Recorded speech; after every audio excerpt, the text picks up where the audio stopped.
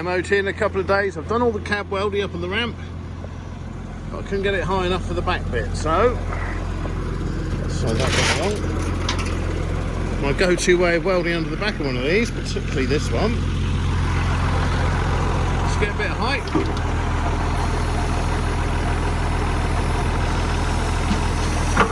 Now I can just wander under there, I'll put some stuff under the wheels and I can stand up and do it. A little bit more.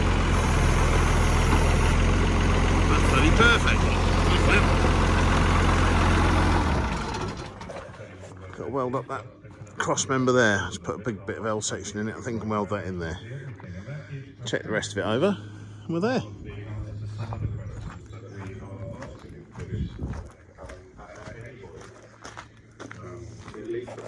Right, it's ready for welding. Made all the plates, ground it all off. I tape bolt them in place just to hold them. And then they're ready for welding.